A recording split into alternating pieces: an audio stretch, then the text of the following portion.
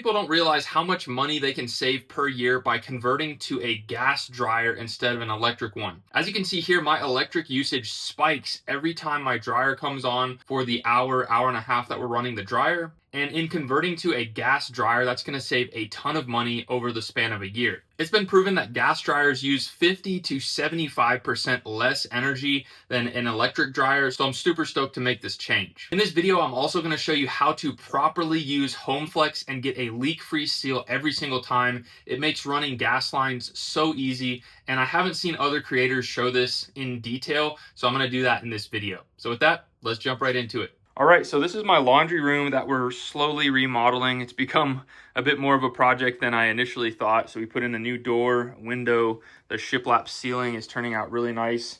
And I'm just getting around to doing the tile. I really love this design. We haven't grouted yet, obviously.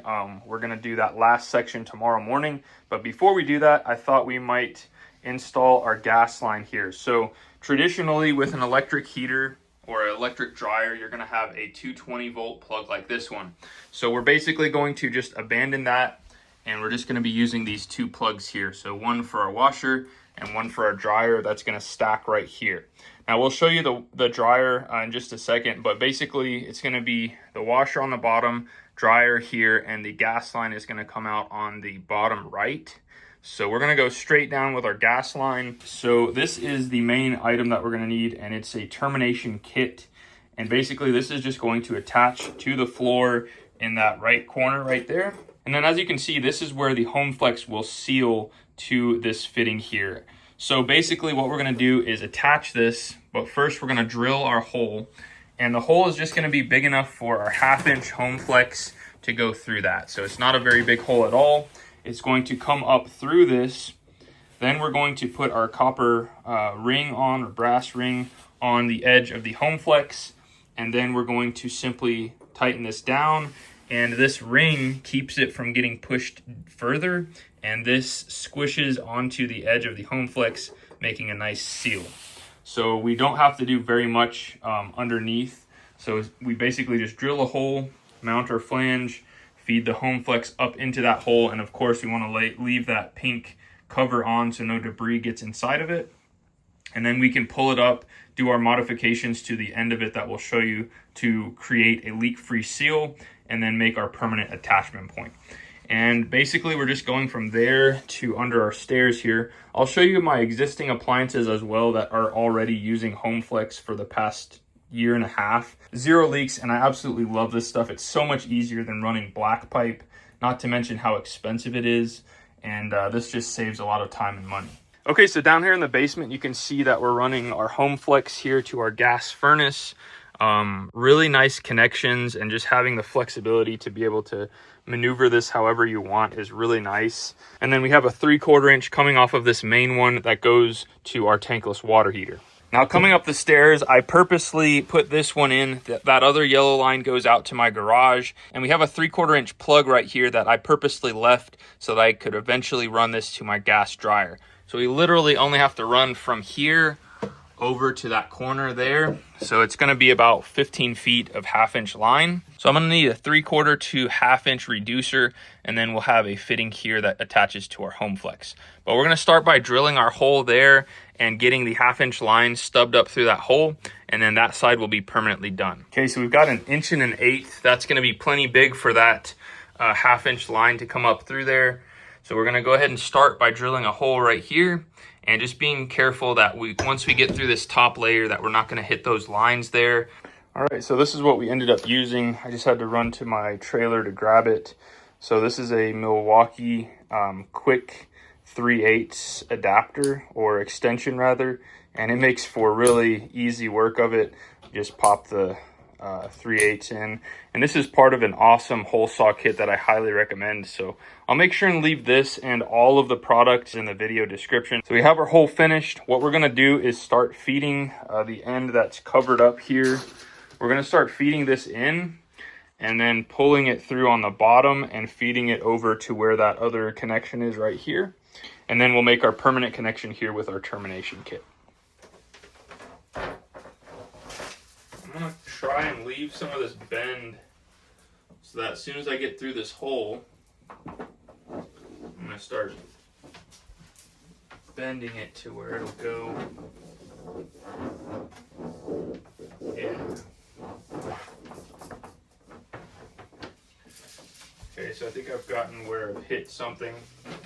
So I'm gonna have to crawl under there and start pulling it. And hopefully I can do it without getting kinked up here.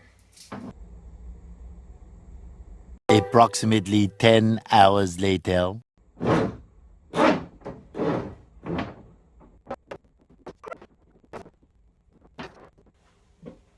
Alright.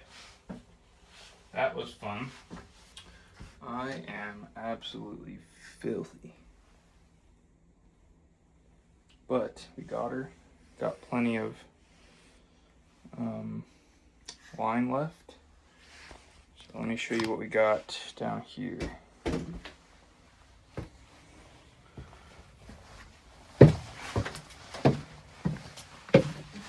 we got this. I just have to run and grab a few fittings.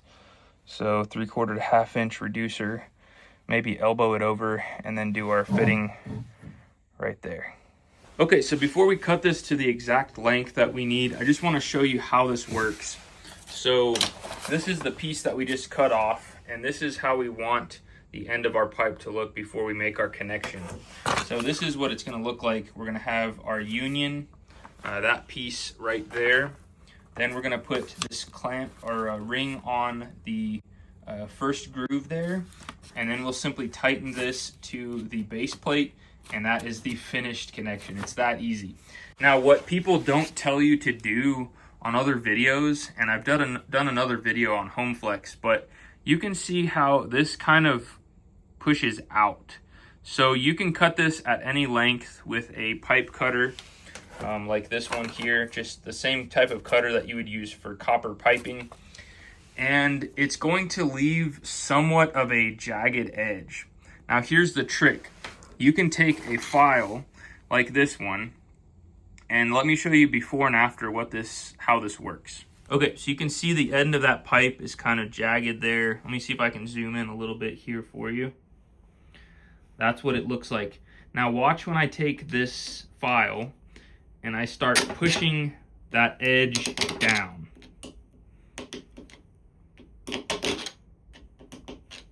I'm simply taking, and this file, these grooves are pushing that lip down, and we're gonna work that all the way around until we have a nice flush surface.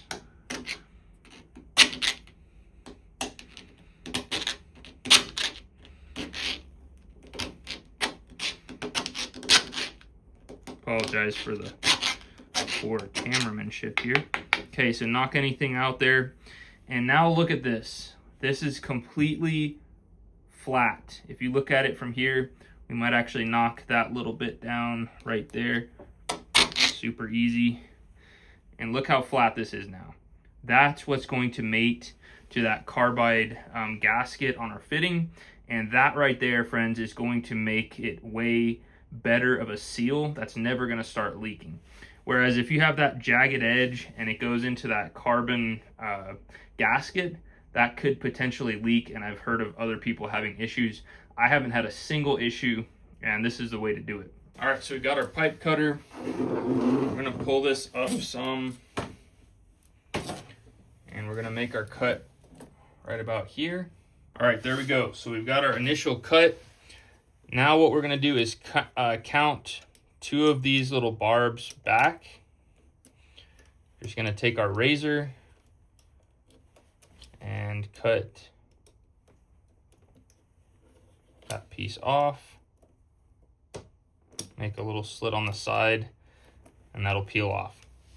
That's exactly what you want right there. And now we're simply gonna do our little trick here. Push these lips back.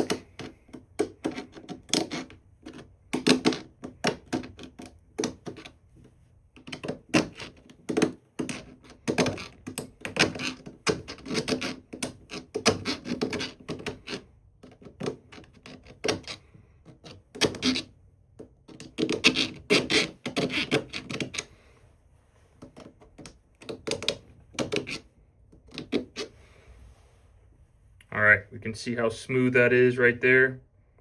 Nice and flush all the way around. Beautiful. Okay, so next what we're gonna do is take our termination kit and slip it over. And then we're gonna take our retaining clip and we're gonna feed it over that first notch there. And we're going to squeeze it by hand. And then we're gonna grab some pliers and make sure we can get this as close as possible. Now this ring does not do any of the actual sealing. This is simply keeping this pipe from getting out of the fitting itself. So you want to make sure this is nice and snug, but don't overdo it and make it to where the pipe is like ovular. So that's all you need right there. So next we're going to take our fitting and just make sure that the gasket looks good.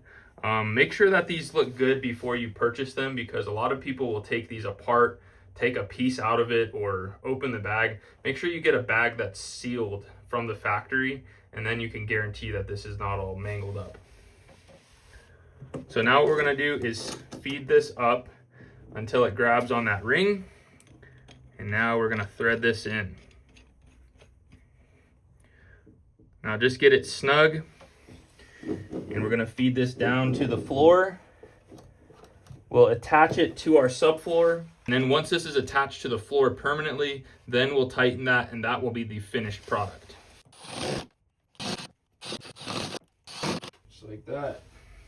All right, so now we can tighten this, and that will be our permanent connection.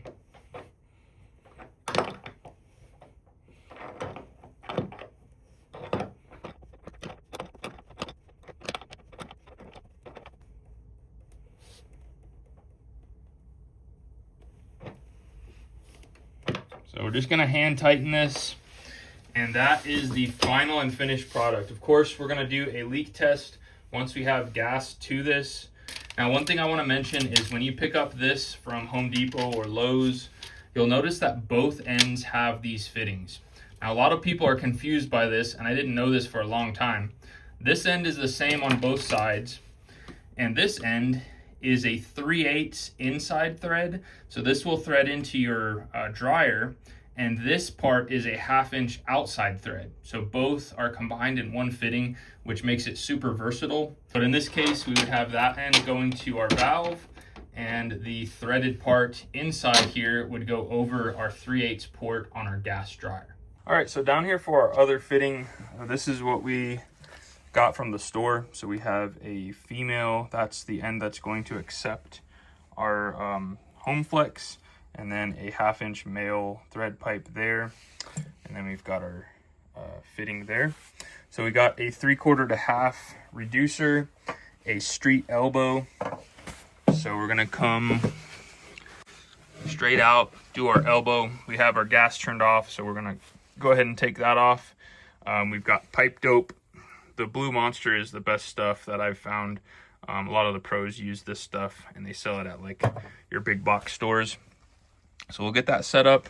We've got this prepped already, so we're just gonna do the same exact thing here. You can see from the side how nice and flat that is. So we're just gonna do the same thing, and we'll show you what we got here. All right, so here's what we ended up with. I'm gonna clean this up in just a second.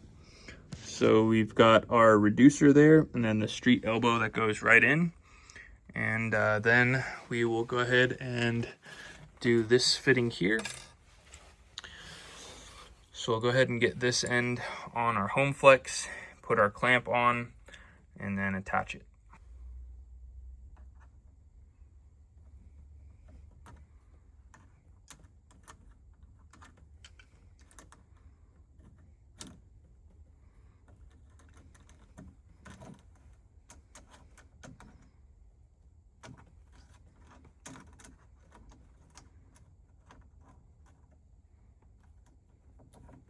Okay, that's what you want right there. You want to be able to spin it nice and circular, but there's no movement back and forth, or very minimal rather. Okay, so now that we have this ready to go, we're just going to set this aside, and we're going to go ahead and pipe dope this end and attach it to our elbow. Usually a bit too generous with this stuff, but hey, Better too much than not enough, right?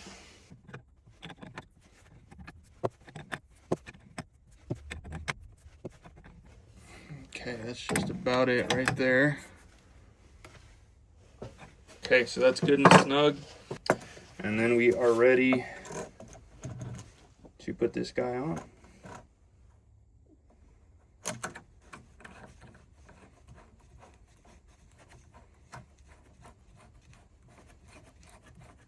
And this will kind of self-center.